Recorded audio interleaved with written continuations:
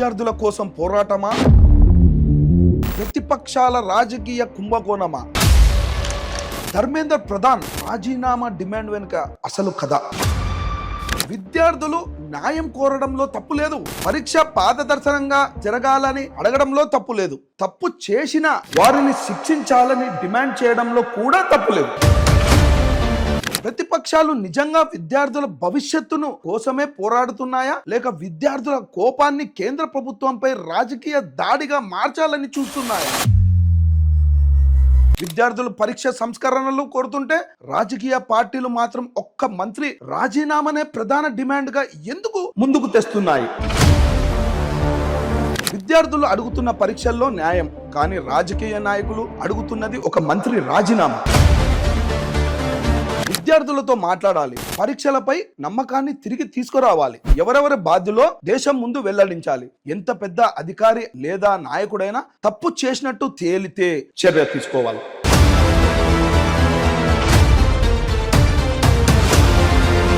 నమస్కారం, నేను మీ నగరు రాఘవేంద్ర.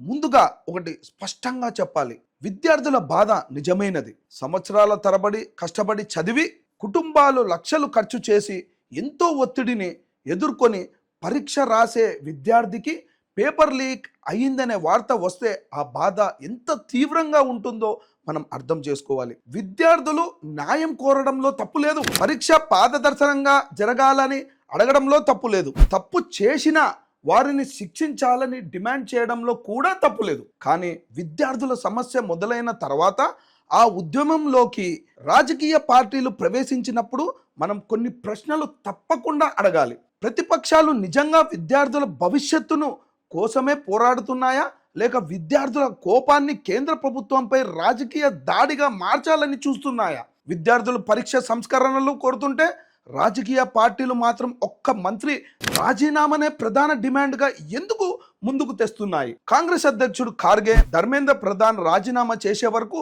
నీట్ అంశంపై సరైన చర్చ జరగదనే వైఖరిని వెల్లడించారు. రాహుల్ గాంధీ కూడా విద్యాశాఖ మంత్రిని తొలగించాలని డిమాండ్ చేస్తూ గత 10 ఏళ్లలో అనేక పేపర్ లీకులు జరిగాయని ఆరోపించారు. ప్రతిపక్షాలకు ప్రభుత్వాన్ని ప్రశ్నించే హక్కు ఉంది, పార్లమెంట్లో నిలదీయడం వారి బాధ్యత కూడా. కానీ చర్చ ఆరంభం కావడానికి ముందే మంత్రి రాజీనామా చేయాలని షరతు పెట్టడం నిజంగా పరిష్కారం కోసం చేస్తున్న ప్రయత్నమేనా, లేక రాజకీయ ఒత్తిడి పెంచే వ్యూహమా?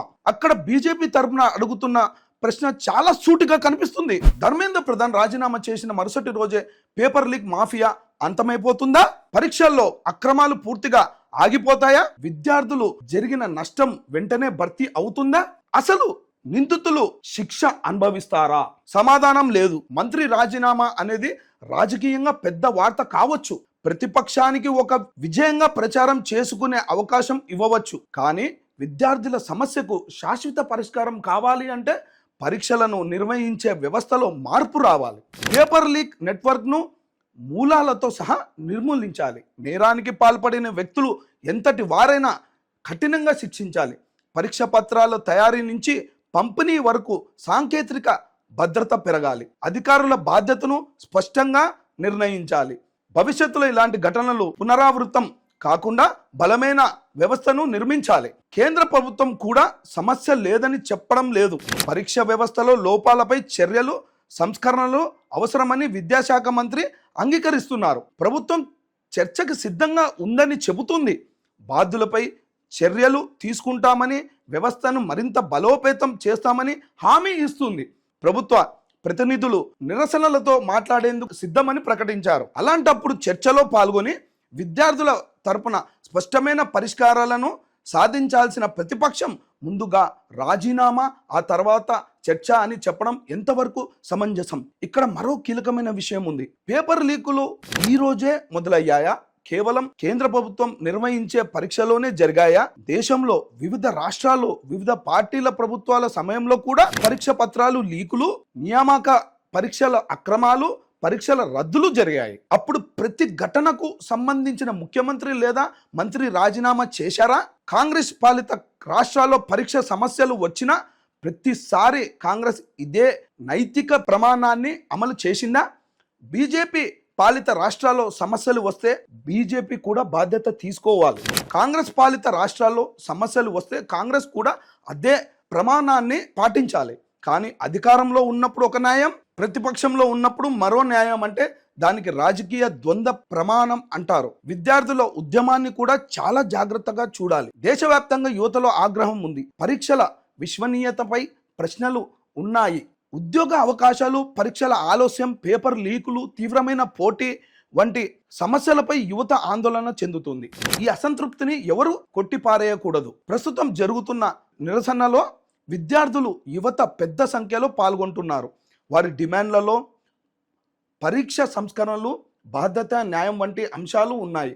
కానీ ఒక నిజమైన విద్యార్థి ఉద్యమంలోకి రాజకీయ పార్టీలు ప్రవేశించి తమ పార్టీ జెండాలను ముందుకు తీసుకొచ్చి విద్యార్థులు అసలు సమస్యల కంటే ప్రభుత్వాన్ని కూల్చడం, మంత్రిని తొలగించడం, ప్రధాని మంత్రిపై రాజకీయ దాడి వంటి అంశాలు ప్రధానంగా మార్చితే ఆ ఉద్యమం దిశ మారిపోయే ప్రమాదం ఉంటుంది. విద్యార్థులు అడుగుతున్న పరీక్షల్లో న్యాయం, కానీ రాజకీయ నాయకులు అడుగుతున్నది ఒక మంత్రి రాజీనామా. కానీ రాజకీయ పార్టీలకు కావాల్సింది తదుపరి ఎన్నికల కోసం ఒక బలమైన నినాదమా? ఇదే ప్రజలు గుర్తించాల్సిన తేడా. కాంగ్రెస్ నిజంగా విద్యార్థుల కోసం పోరాడాలనుకుంటే కొన్ని స్పష్టమైన డిమాండ్లతో ముందుకు రావాలి. పేపర్ లీక్ కేసులు విచారణకు గడువు నిర్ణయించాలని అడగాలి. నేరస్తులను వేగంగా శిక్ష పడేలా ప్రత్యేక న్యాయస్థానాన్ని కోరాలి.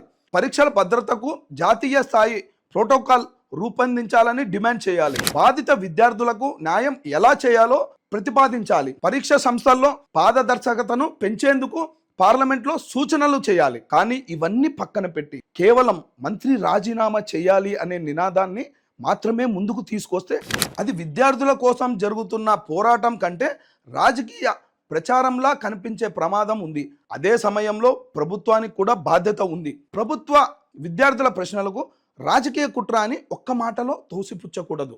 ప్రతి నిరసనకారుడిని ప్రతిపక్ష కార్యకర్తలా చూడకూడదు. విద్యార్థులపై అనవసరమైన బలప్రయోగం జరిగిందనే ఆరోపణలు ఉంటే వాటిని కూడా పారదర్శకంగా విచారించాలి. విద్యార్థులతో మాట్లాడాలి. పరీక్షలపై నమ్మకాన్ని తిరిగి తీసుకురావాలి. ఎవరెవరి బాధ్యులో దేశం ముందు వెల్లడించాలి. ఎంత పెద్ద అధికారి లేదా నాయకుడైనా తప్పు చేసినట్టు తేలితే చర్య తీసుకోవాలి. ఎందుకంటే బీజేపీ చెబుతున్న సుపరిపాలన అంటే కేవలం ప్రభుత్వాన్ని రక్షించుకోవడం కాదు. తప్పు జరిగితే సరిదిద్దడం, నేరస్తులని శిక్షించడం, వ్యవస్థను బాగు చేయడం, ప్రజల నమ్మకాన్ని నిలబెట్టడం. ధర్మేంద్ర ప్రధాన్ రాజీనామా చేయాలా వద్దా అనేది చివరి రాజకీయ నైతిక బాధ్యతకు సంబంధించిన అంశం. ఒక శాఖలో సమస్య తలెత్తిన ప్రతిసారి మంత్రి తప్పనిసరిగా రాజీనామా చేయాలనే స్వయం చాలక రాజ్యాంగ నిబంధన లేదు. కానీ మంత్రి లేదా ప్రభుత్వం వ్యక్తిగతంగా తప్పు చేసిందా, సమాచారం తెలిసినా దాచిందా, విచారణ అడ్డుకుందా, బాధ్యులను కాపాడిందా అనే అంశాల ఆధారాలతో నిరూపితమైతే రాజకీయ బాధ్యత ప్రశ్న తప్పకుండా వస్తుంది. ప్రస్తుతం పూర్తి దర్యాప్తు, బాధ్యుల గుర్తింపు, వ్యవస్థలో సంస్కరణలు జరగాల్సిన సమయంలో ముందే తీర్పు చెప్పి రాజీనామా మాత్రమే పరిష్కారం అని ప్రచారం చేయడం తొందరపాటు. బీజేపీ దృక్కోణం చాలా స్పష్టం. విద్యార్థుల బాధను రాజకీయంగా ఉపయోగించుకోవద్దు. పేపర్ లీక్ చేసిన వారిని కాపాడవద్దు. అధికారుల నిర్లక్ష్యాన్ని వదిలిపెట్టవద్దు. అదే సమయంలో విచారణ పూర్తి కాకముందే రాజకీయ తీర్పులు కూడా ఇవ్వవద్దు. విద్యార్థుల న్యాయం అంటే ఒక మంత్రి కుర్చీ మారడం మాత్రమే కాదు, మళ్ళీ ఎప్పుడు తనలాంటి విద్యార్థికి అన్యాయం జరగని వ్యవస్థ ఏర్పడడం. కాబట్టి ప్రతిపక్షాలకు నేను అడుగుతున్న ప్రశ్న ఒకటే: మీ లక్ష్యం నిజంగా విద్యార్థులకి న్యాయం చేయడమా? అయితే ప్రభుత్వం ముందుకు రండి, చర్చలు పాల్గొనండి, బలమైన సూచనలు ఇవ్వండి, దర్యాప్తును పర్యవేక్షించండి, బాధ్యులపై చర్య కోసం ఒత్తిడి తీసుకురండి. లేక విద్యార్థుల కన్నీళ్లను రాజకీయ ఓట్లగా మార్చుకోవడమే లక్ష్యమా? దేశ ప్రజలు అన్ని గమనిస్తున్నారు. గుర్తుంచుకోండి, విద్యార్థుల ఆవేదన నిజమైనది, వారి సమస్య పరిష్కారం కూడా నిజమైనదే కావాలి. నినాదానాలు కాదు, సంస్కరణలు కావాలి. రాజకీయ డ్రామా కాదు, పారదర్శక దర్యాప్తు కావాలి. మంత్రి రాజీనామా అనే ఒక్క డిమాండ్ కాదు, పేపర్ లీక్ మాఫియా అంతం కావాలి. ప్రభుత్వం తప్పు చేస్తే ప్రశ్నిద్దాం, బాధ్యులను వదిలేస్తే నిలదీద్దాం. కానీ ప్రతిపక్షాలు విద్యార్థుల సమస్యను రాజకీయంగా హైజాక్ చేస్తే దానిని ప్రశ్నిద్దాం. ఎందుకంటే విద్యార్థుల భవిష్యత్తు ఏ ఒక్క రాజకీయ పార్టీకి చెందినది కాదు, గుర్తుంచుకోండి. అది భారతదేశ భవిష్యత్తు. మరి మీ అభిప్రాయం ఏంటి? ధర్మేంద్ర ప్రధాన్ రాజీనామా చేయడం వల్ల సమస్య పరిష్కారం అవుతుందా, లేక ముందుగా పూర్తి దర్యాప్తు జరిపి పేపర్ లీక్ వెనుక ఉన్న ప్రతి ఒక్కరిని కఠినంగా శిక్షించి పరీక్షల వ్యవస్థను శాశ్వతంగా మార్చాలా? ఈ ఉద్యమం నిజమైతే విద్యార్థుల కోసమే జరుగుతుందా, లేక ప్రతిపక్షాల దీన్ని తమ రాజకీయ ప్రయోజనాల కోసం ఉపయోగించుకుంటున్నారా? మీ అభిప్రాయం కామెంట్లో తప్పకుండా తెలియచేయండి.